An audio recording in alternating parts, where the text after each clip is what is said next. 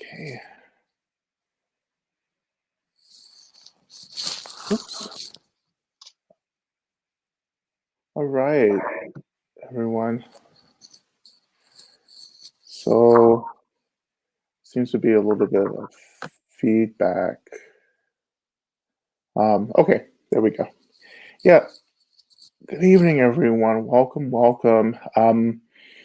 Yeah, please continue to go ahead and say hello to the room if you want, and definitely adding the ancestral indigenous land on which you are practicing as well. That would be wonderful. Thank you all for being here. My name, I'm Rod. I'm Lama Rod. I'm teaching and living on the ancestral land of the Wampanoag and the Massachusetts and the Nipmuc people, and a land that they called Shamet. And I am teaching and living on this land, and I honor the memory of all indigenous inhabitants of this sacred land. And welcome.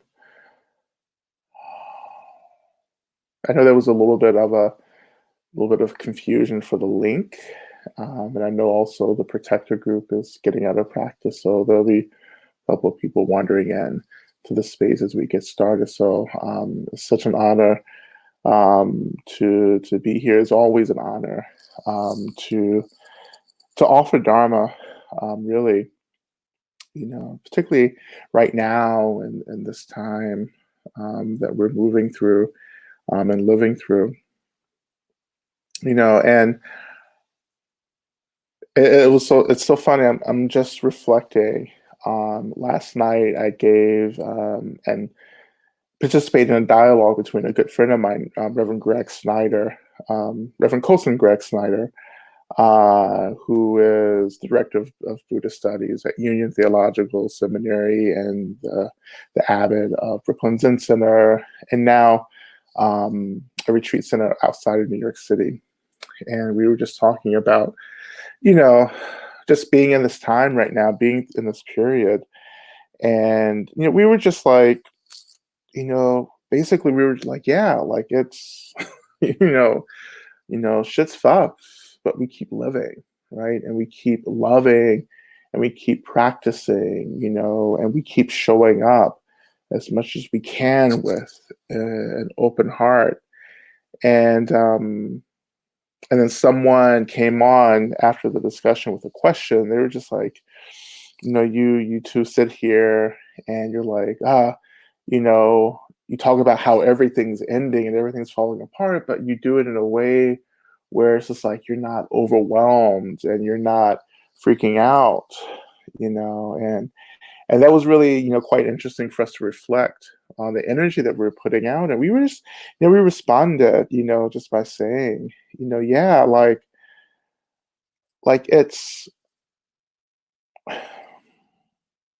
for me at least, it's definitely this experience of a lot happening right now, a lot of anxiety, a lot of fear, a lot of anger and rage, but there's also this experience of a lot of space, right? And there's also this experience of a commitment that I'm just going to keep showing up, right? Because basically my practice in this moment is to just show up, and not that I just stay open and show up all the time, and I shut down and I retreat, and I close down, and I can recognize that, and then I begin again.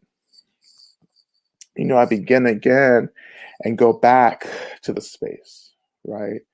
And I start again and I hold everything, and holding means that I remember the spaciousness around everything. Um, and this comes from the practice of recognizing, noticing what's arising for us and choosing actually not to react to it, right? And choosing not to react to it, we therefore choose to enter into the much more profound and liberatory space of experiencing what's arising for us, no matter if it's pleasant or unpleasant, right? We experience it we can experience both the mental experience and also the physical experience, right? And that experience slowly begins to reorient us back towards the space that's always present for us in our experience, you know. But, and for me, it's something even beyond just basic practice, right? I mean, that's my basic practice of working with whatever arises in my mind. But also, what I'm experiencing is just this basic faith, you know, that after almost 20 years of Dharma practice, that I just sit in this experience of knowing that I am being taken care of, that I am being tended to. And you all know, if you've sat in programs with me, I'm always talking about faith, right? Faith in a deity, faith in Mother Tara, faith in Medicine Buddha, right? Faith in the protectors. That I'm always coming back to this basic experience of knowing that there are beings who are watching out for me, beings that essentially are on my side, you know. So I can look forward into a future. I can say, yeah, there's a lot happening there. Like there's a lot that's coming. And then I turn back into my practice, right? I turn back into noticing. I can turn back into the experience of space, right? And I turn back to the sources of refuge that I've committed to the deities, to the land, to the ancestors, you know. Um, I want to talk a little bit about the practice of refuge as well tonight, on top of many, many things, and also want to have space for us to offer any questions that we may be wrestling with in our practice. Um, and also, hopefully do just a short practice together as well. And I want to just offer a practice from one of my teachers, from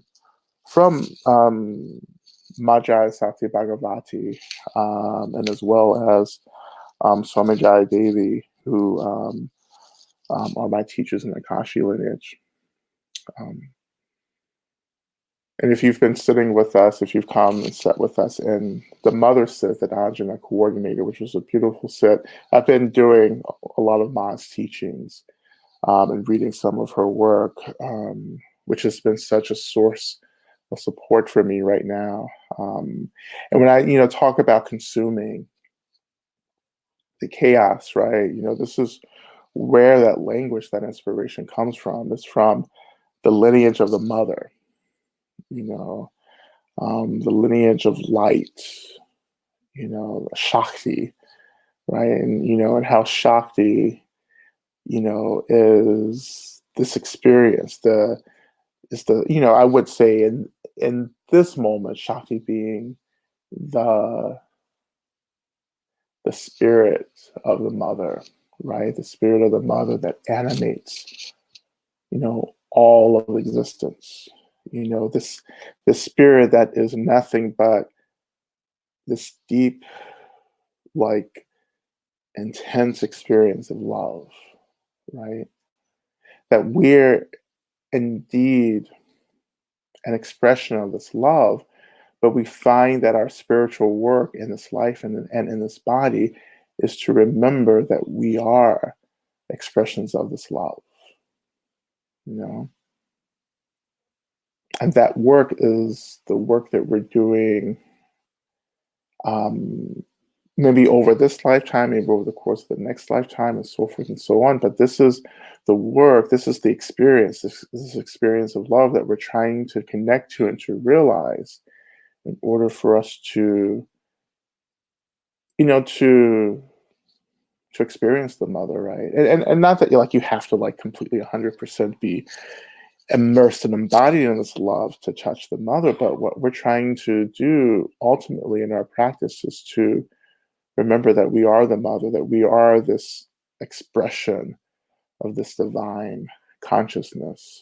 Of course, for me, that's the same language and the same experience of touching into the true nature of my mind, right? Touching into my Buddha nature, you know. For me, it's all the same. So when I use these different kinds of language, like I'm still referring to this ultimate experience of essentially freedom, of liberation, um, of openness, um, of this transcendence, um, out of suffering. And even in this time, right, even in what I often perceive as darkness and delusion and trauma, right, even in this time, I still have this faith that touching into this divine consciousness is quite possible. And not only that, I have experience of touching into this divine consciousness, through, right, um, through the support of the mother, through the support of Shakti, right, through the support of really of space, of spaciousness.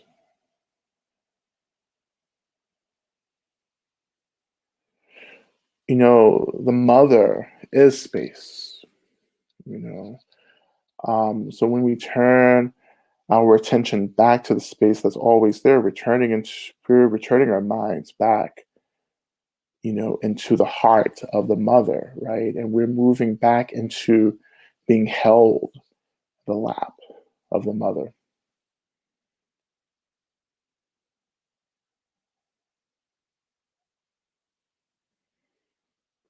And something that I'm trying to communicate in the teaching, right? If you've been sitting with me, is that you can touch into the mother in this moment, right now, right? Like you can turn your mind into the mother and meet the mother where she is, to meet this openness, this freedom, this stillness, as Majaya used to talk about all the time, the stillness, the settledness, this quiet, to move into this silent stillness is to move into the heart of the mother. And sometimes my practice is doing exactly this, just kind of sitting and really opening my mind, relaxing my mind. When I say relaxing the mind, that means I'm noticing what's coming up in my mind and I'm just allowing it to be there. I'm not reacting. I allow myself to experience, to feel my mind, in the same way that we're practicing in Mahamudra on Sundays, right? I'm feeling the experience, right? I'm noticing how this energy manifests in my body if I can. Not all of us can, right? Because of trauma. But if I can, I notice the physical expression of this energy in my body. I notice the mental expression of this energy as a mental, psychological experience. And then in that experience, I lean forward even more and I allow myself to touch into the space. And by touching into the space, I touch into the mother. Right? And we're going to try this just for a few minutes before we continue, right? What does it mean to touch into the expression of the mother?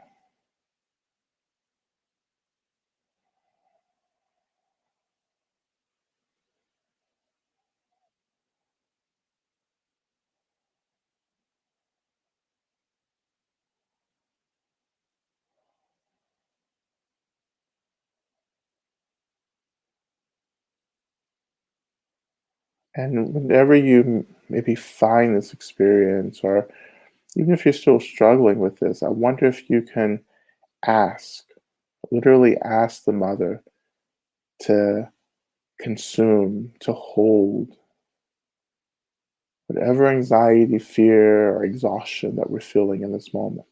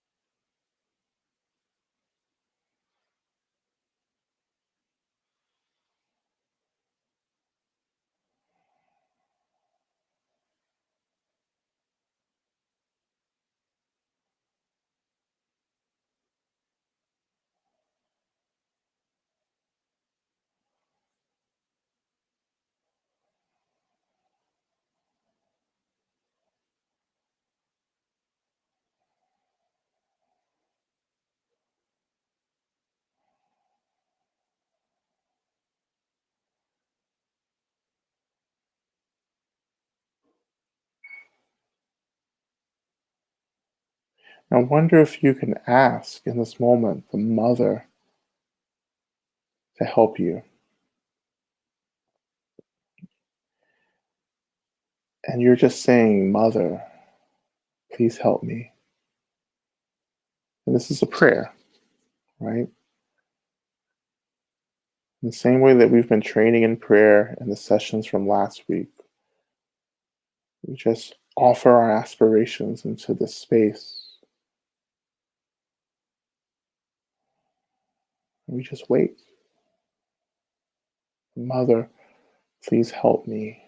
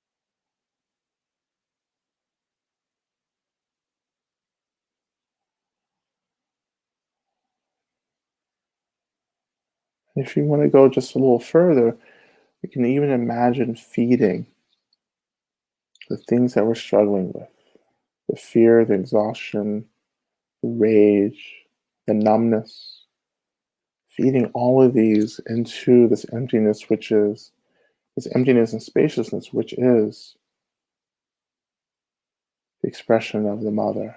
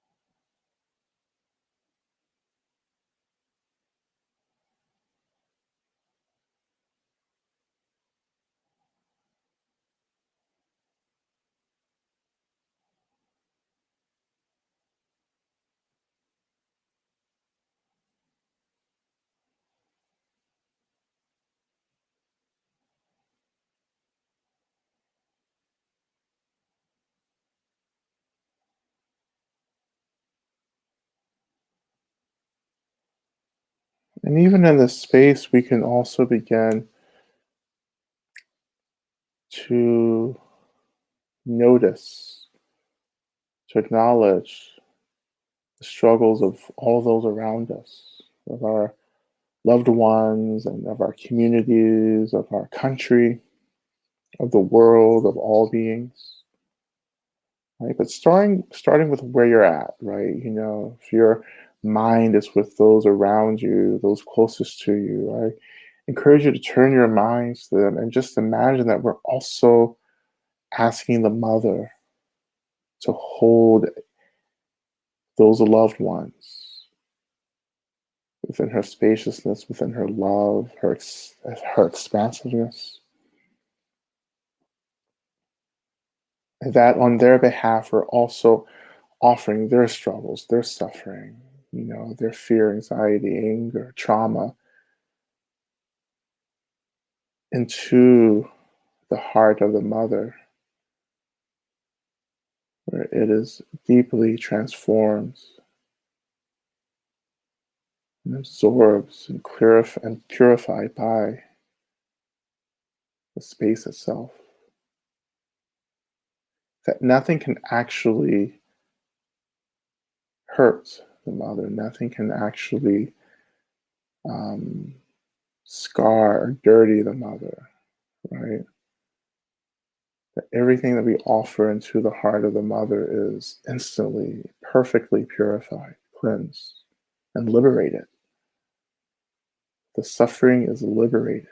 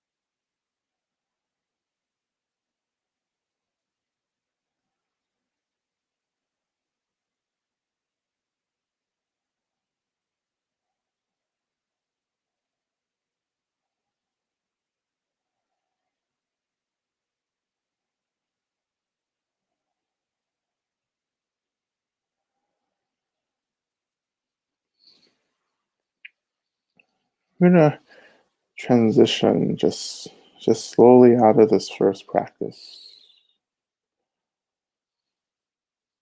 Just coming back into the space, coming back to noticing actually the weight of the body making contact with your seat.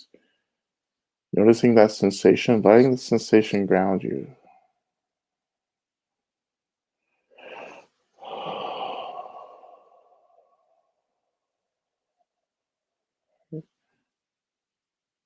Just moving through a few simple movements to awaken the body just a little bit.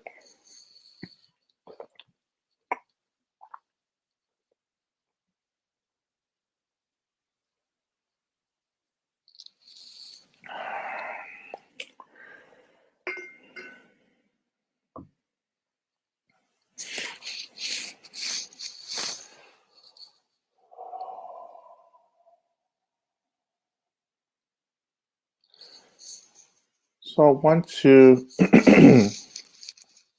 transition into a second practice tonight as well. And this is also inspired by Majaya as well.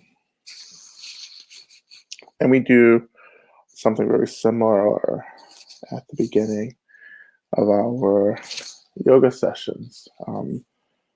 And this is actually the practice of connecting upwards and then connecting downwards. But we're going to start upwards first. It's actually two practices, but I'm putting it together. It'll be just one practice that we can do.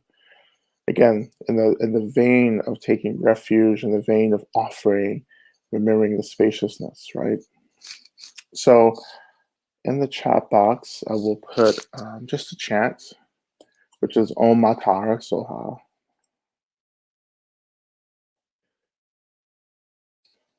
Om Matara Soha, and of course, this is the opening chant for the Matara practice, which we'll be doing on Sunday for the Sunday morning service. And there's just this evoking the mother, particularly in the form of the of Tara, of Mother Tara.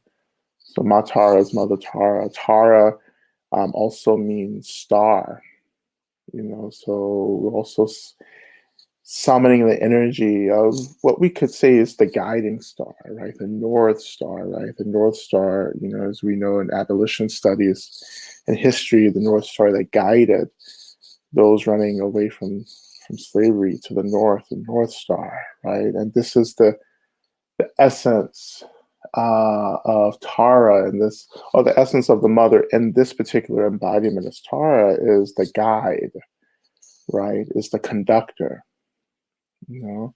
I think of Mother Harriet Tubman as well, as the guide, the conductor, the one who takes us from one place to another, that takes us from the shore of suffering and bondage to the shore of freedom, of liberation, of space, right?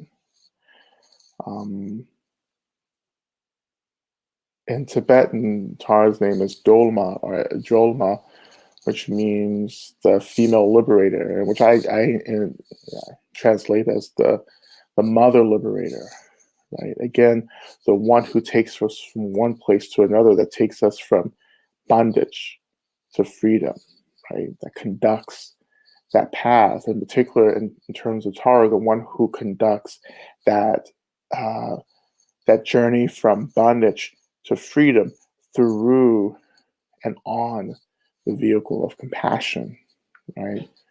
Compassion meaning the recognition that we're suffering, the realization that others are suffering, and the aspiration that we want to become agents of liberation. We want to become conductors, right? Of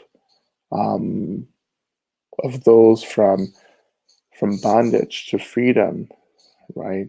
By becoming agents of this liberatory aspirational prayer, but it's more just than an aspirational prayer to free beings. It is stepping into the actual work of freedom. What are we doing, right, to become conductors of liberation? What are we doing? What are we doing, and who are we as we're doing this? So Matara Soha, Matara Soha. And so we're going to begin the first part of the practice just by, lifting the arms if you can, and we're opening to this experience of space, of openness. As we say, we're connecting to the divine essence, the divine expression, the guidance, the openness from the universe. So we look up into this expansive experience of the mother, right? And then as we begin to chant the mantra, we're experiencing kind of receiving the blessings of the mother, right? Receiving Shakti, right? Receiving, whatever we're receiving, right? But just being open to it and deeply, deeply drinking in from what we're receiving. Okay? So let's begin. Lifting our arms if we can, looking up to the sky, beginning our mantra. Om Mataras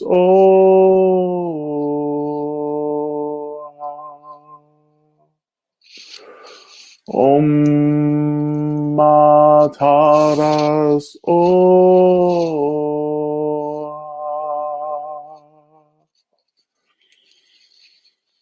Om Mataras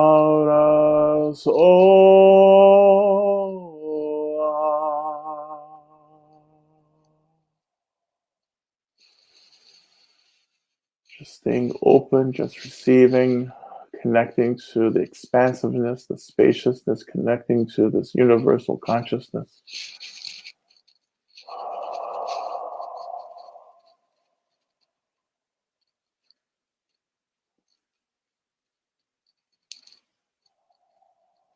Whenever you're ready, bring your arms down. And just sitting, staying connected, and staying situated within this openness.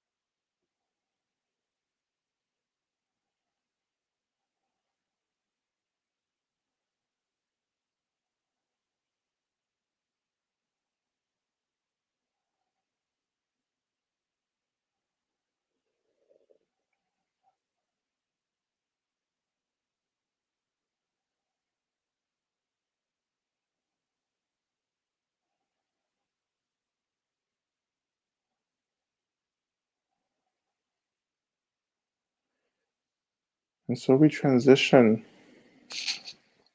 into the second part of the practice, or this other practice itself. So I'd like to do these practices together. So this is our earth touching practice. So we've worked with the expansiveness of heaven, to say, so to speak. Now we turn our attention back to the earth, right? And the earth becomes another expression or another source of refuge for us as well.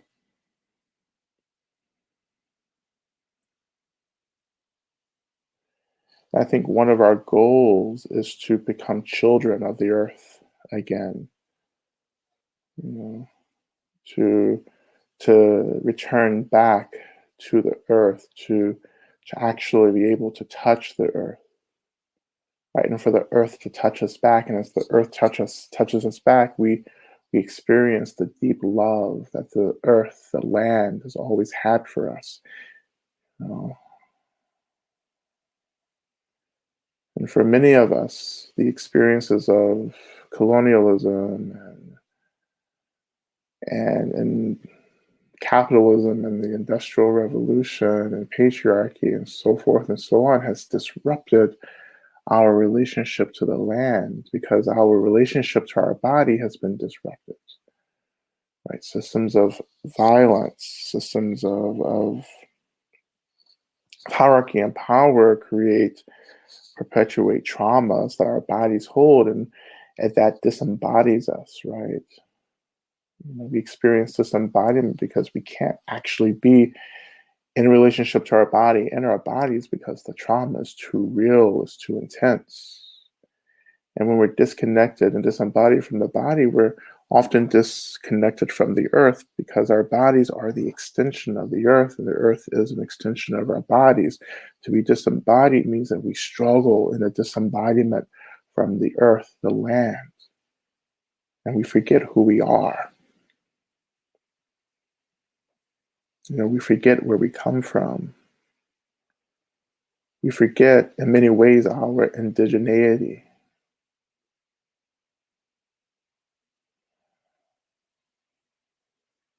And if we feel as if we have no right to our bodies, then we will also believe that we have no right to touch the earth and to be held by the earth. If we're not touching the earth or in relationship to the earth, then yes, of course, we begin to hurt the earth. We begin to pollute the earth. We begin, to disregard the consciousness, the energy of the earth itself, of the land. We forget that the land is living. We begin to treat the land as many of us treat other people in a cold, distant, violent kind of objectivity. You know, we use the land like we use people to get our basic needs met. And again, compassion is one of the vehicles that calls us back to the land, but it calls us first back into our bodies. When we're touching the earth, we're actually also touching into our physical embodiment. Without the bodies, without the land, there's no liberation. Everything must be felt and embodied and experienced in order to step into the experience of complete, utter liberation. So, in this practice, I want us to connect to the Shakti of the earth, this living consciousness, this vitality of the mother as it is manifest within the earth. And so, we're going to actually touch the earth. If possible, touching the earth. You can touch it with your feet. You can just use your feet to touch the earth. Or you can use your hands, whatever is accessible for you and whatever is appropriate for you. But I'm going to be using my hands, right? Just using the floor. You can go outside anytime and do this outside, on the land or the ground, but it works just as well, with the floor under us. Okay. And we're going to use the mantra again, Om Matara Soha.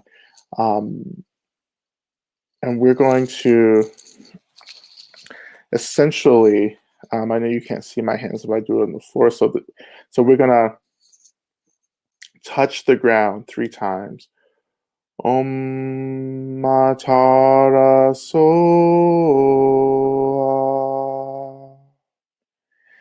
And then keeping our hands on the ground, allowing our attention to really connect deeply into the energy of the land, right?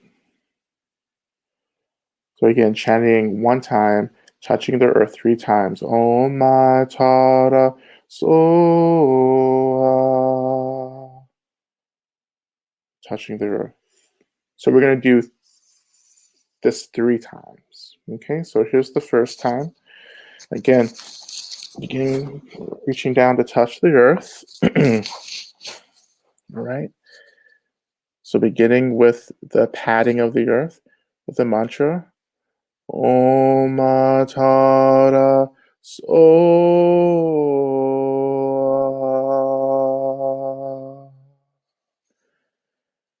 Resting your attention in the earth, connecting to the energy.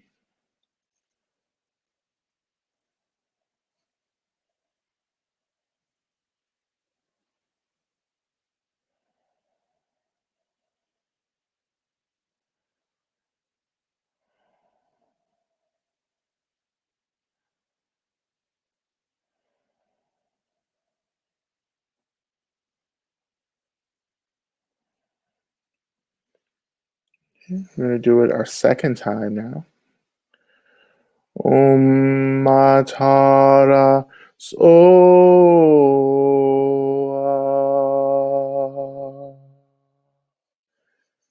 Touching into the earth again.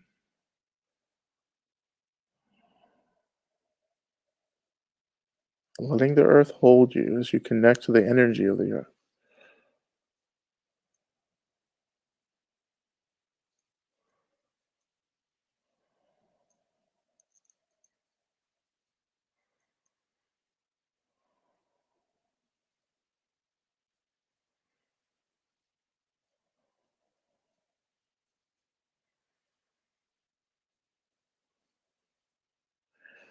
This is our third time.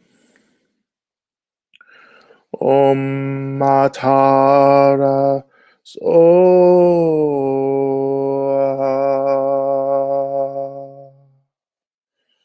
Touching the earth.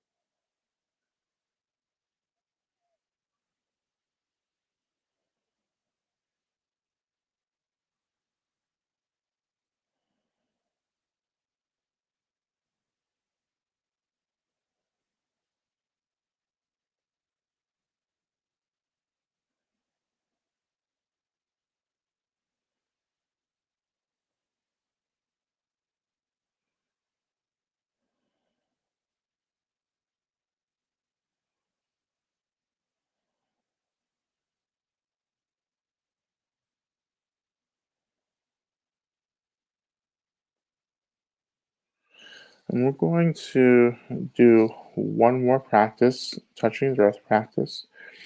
And again, we're going to pat the earth 3 times. But this time, I want us to imagine that the land is chanting the mantra back to us. So as we're touching the earth 3 times, with the third time really resting on the earth, we are imagining in our minds that the land is chanting this mantra, that this is like the music of the land, right? So let's move into that. And again, imagining the land is chanting to us, and it's just beginning and moving at your own pace and just doing it once.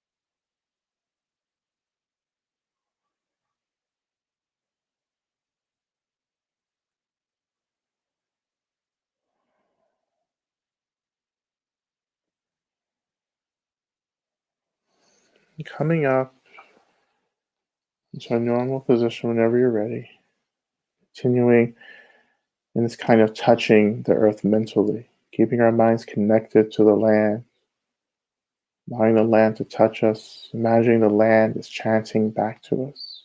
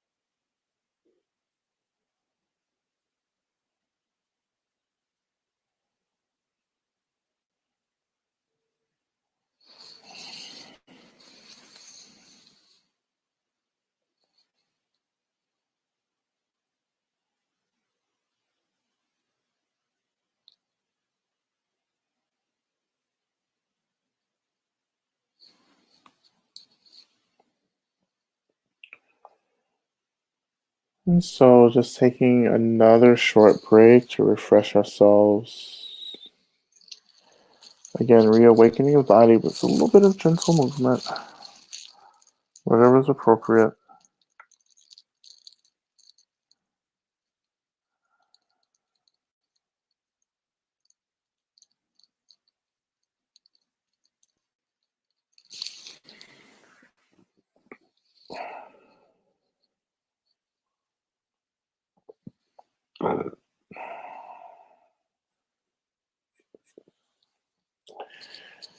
I want to share just this last practice with us, and then we'll move into some questions and discussion.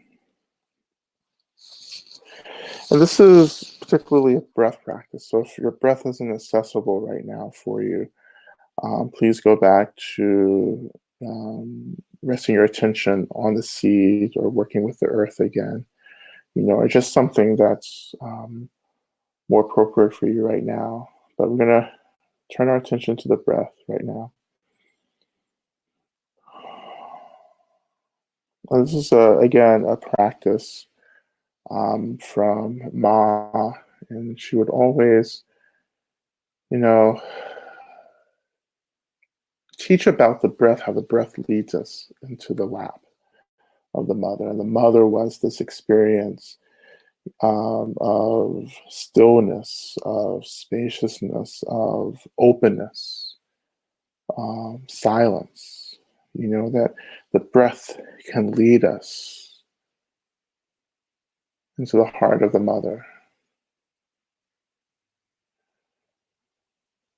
Um, she often loved, really talking about the heart center here, the heart chakra, right? Being kind of the center, like the spiritual center of all the chakras, of all of our experience.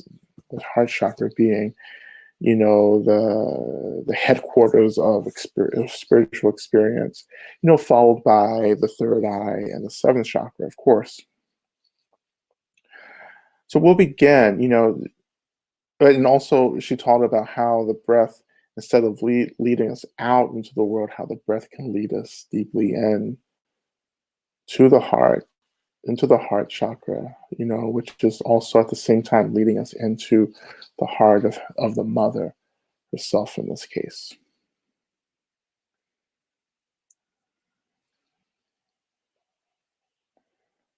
So beginning by shifting your attention down to the heart center and just gently breathing in and out of the heart center.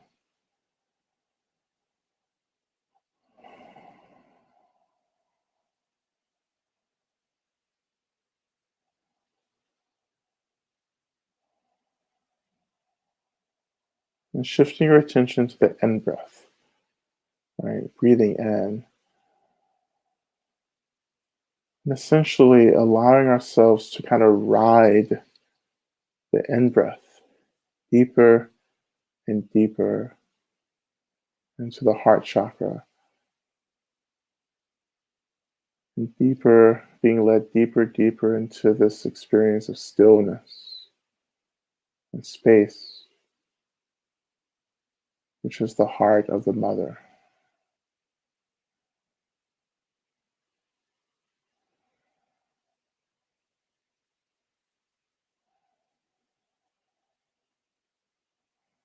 So allowing the in-breath to take you deeper and deeper and deeper.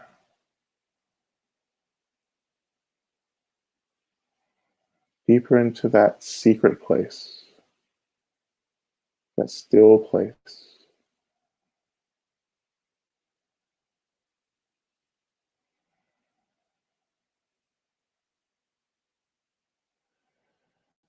Sometimes in my practice, I have the image of sinking deeper and deeper and touching into still waters, like this pure, clear water deep inside of my experience.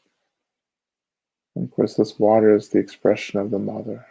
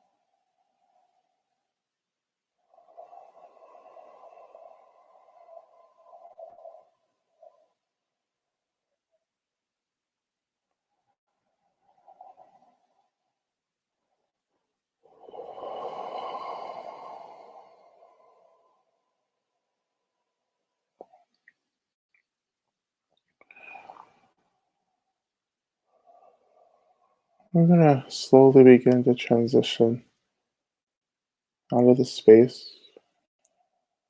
I'm going to go back through this sequence from the last practice.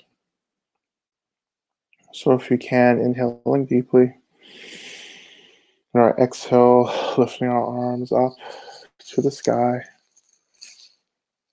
opening to, again, the expression of the mother as expansion, as the universe, the space, chanting to her again in her expression of Tara, Om Ma Tara Soha. Om Ma Tara Soha.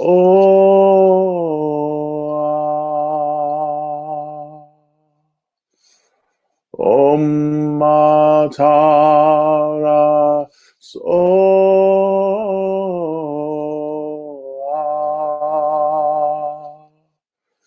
Om Ma Tara Soha.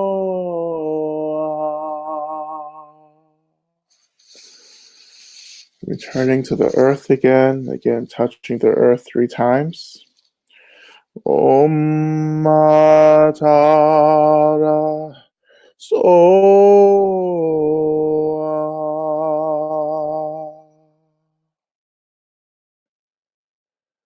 Om Ma Tara Soha.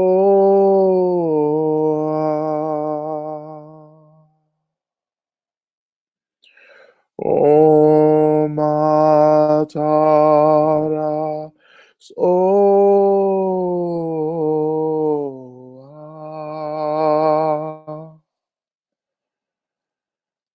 And on the last recitation, imagining that the earth, the land, is chanting back to you.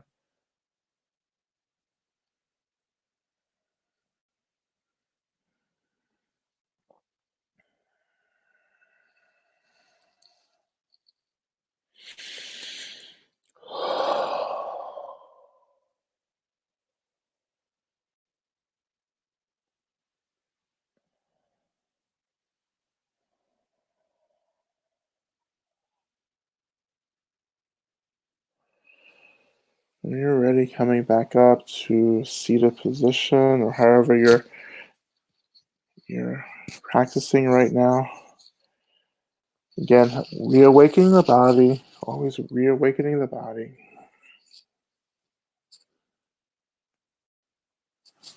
Shaking, moving energy around, getting up and stretching if you need to, getting some water.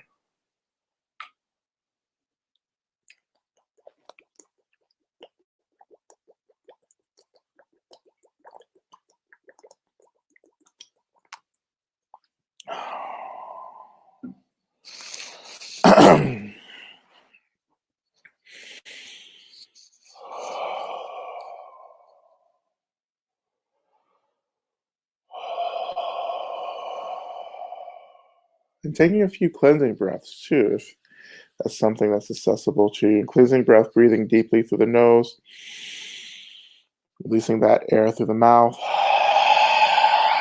and letting go. So just letting go, like clearing out all the still prana, prana being life force energy, and anything else that's stuck. I'm doing that 2 more times.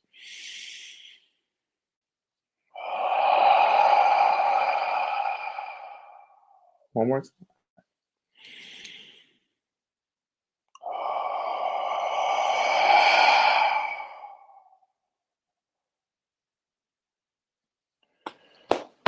Doing some tapping too, if you can. Doing some tapping.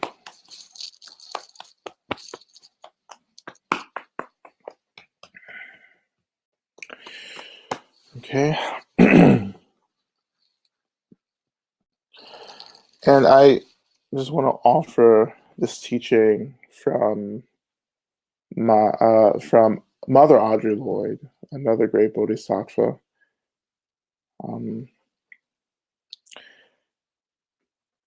This is Princess Hemphill sent me this card about 2 weeks ago. I was just on their podcast, And so it was really lovely of them to do that. And of course, this quote is the quote I'm always quoting from Mother Audrey.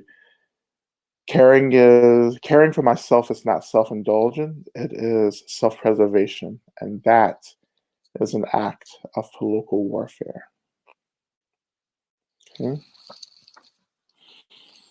And so, in offering that, just to remind you to do the basics, remind you to eat, to get as much rest as possible, to hydrate, have some water, um, to clean, to bathe, to shower, to step outside, take some air, exercise, do whatever movement is appropriate, change clothes, um, connect to someone every day instead of getting lost in the isolation. Um, and of course, remembering your sources of refuge as well. These are my basics. Every day, this is my basic checklist: eating, sleeping, water, fresh air, connecting to someone, doing my practice. Um, and I want to, as we continue, I want to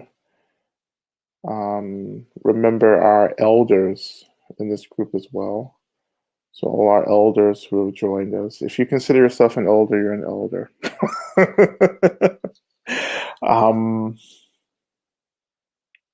and I also want to recognize my elder and one of my teachers, Karen Ziegler, who offered our talk last week, and just acknowledging the beauty, and the necessity of our elders holding us in love and kindness and gentleness right now.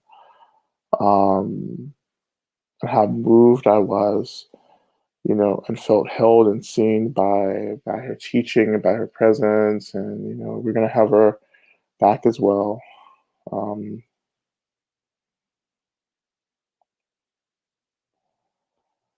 so, so let's just open up the space if you have any questions or anything. Um, please feel free to offer that. Um,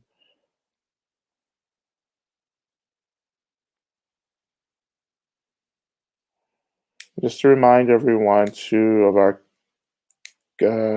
circle of care next Tuesday on election night. If you need some support, please join us.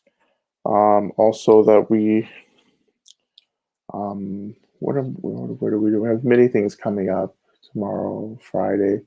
Um, I'm offering a 1-day retreat for the Consciousness Explorers Club, which is a group in Toronto. Really good friends of mine up there.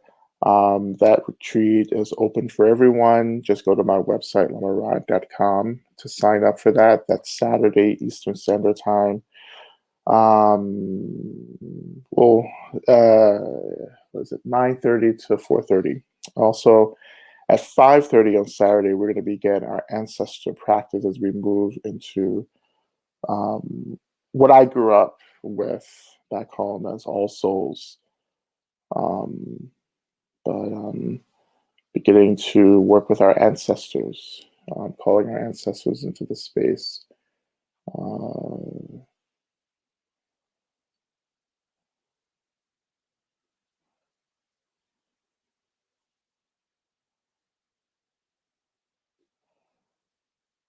okay. So, any questions or anything?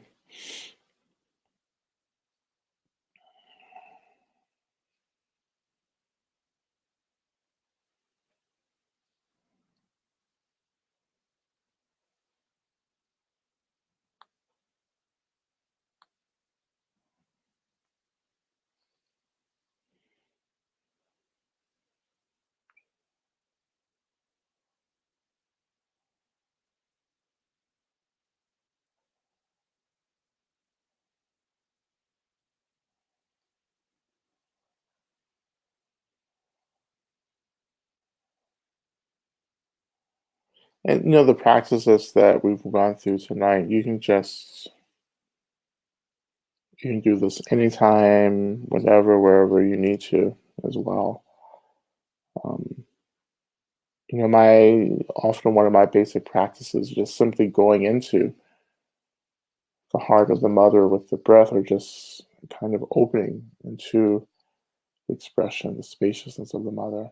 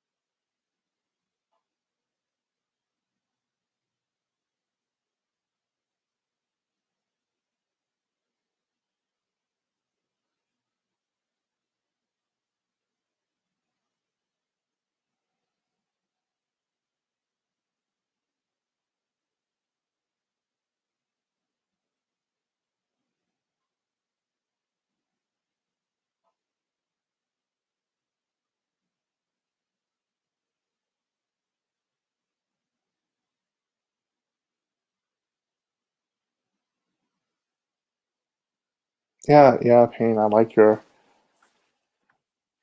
comment, your statement, as well as a circle relationship, teacher to student to teacher to student, circle of love and wisdom. Yeah, it's very true.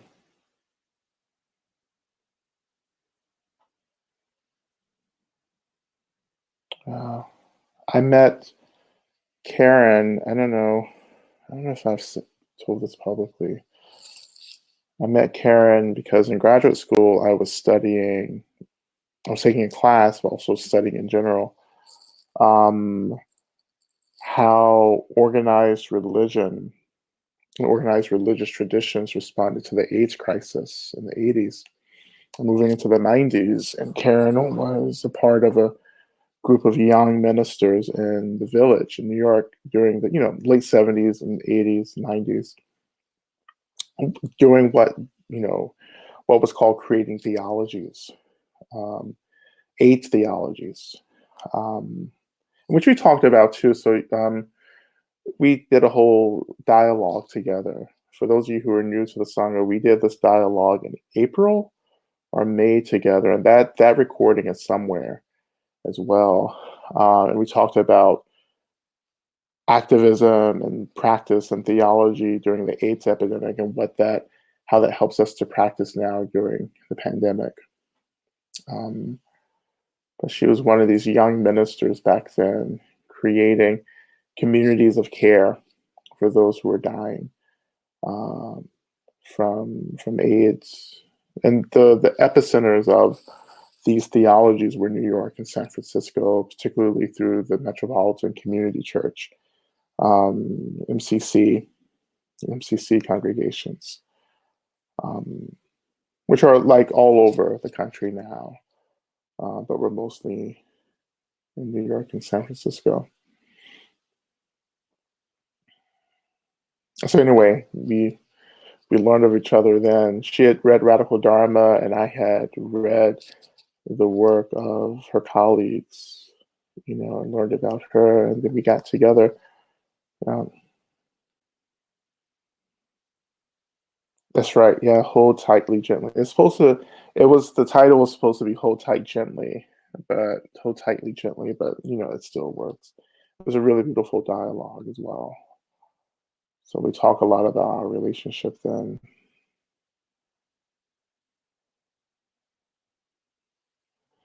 Okay.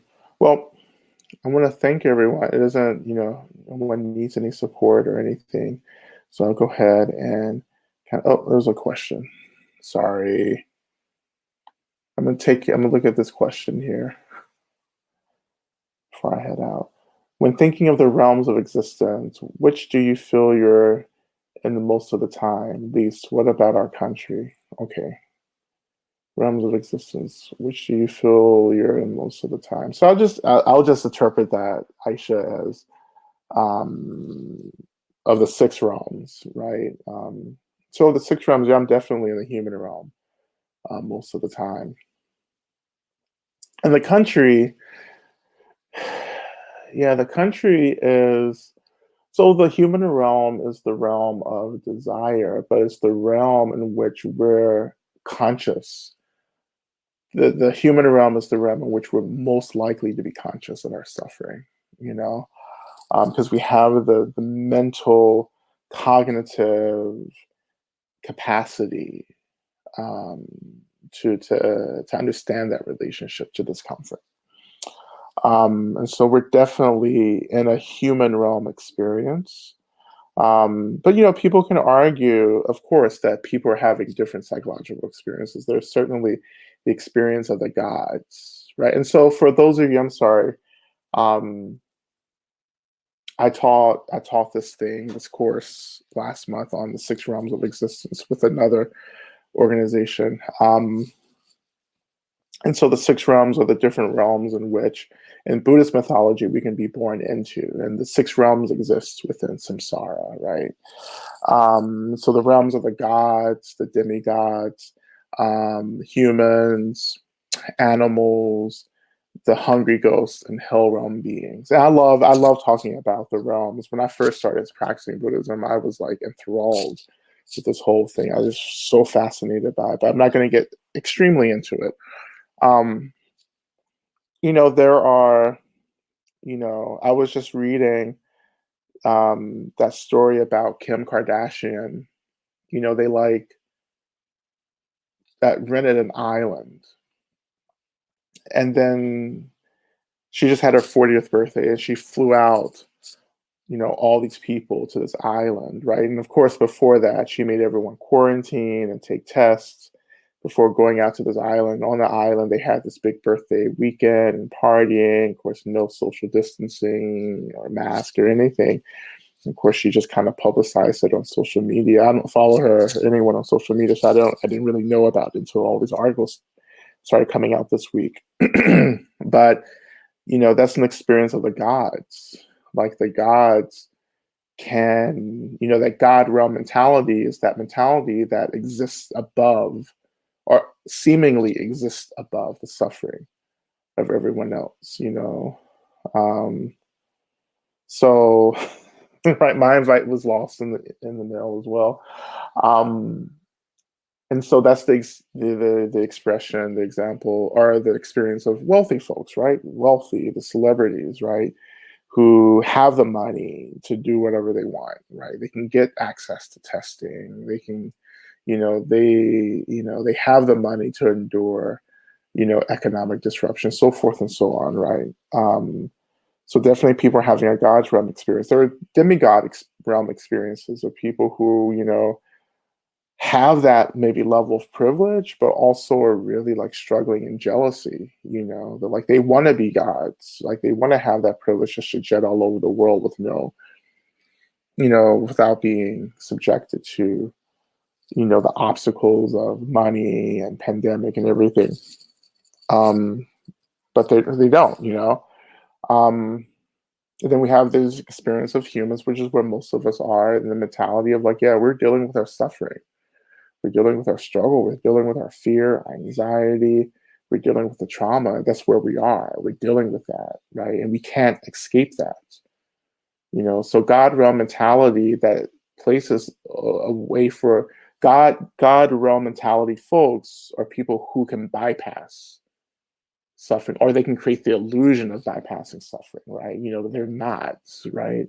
And if you read the work around the gods realm, you know that gods, in the mythology, they run out of karma. When they run out of merit and karma, they die, and they fall all the way down to the hell realm, and they have to start building their way back up.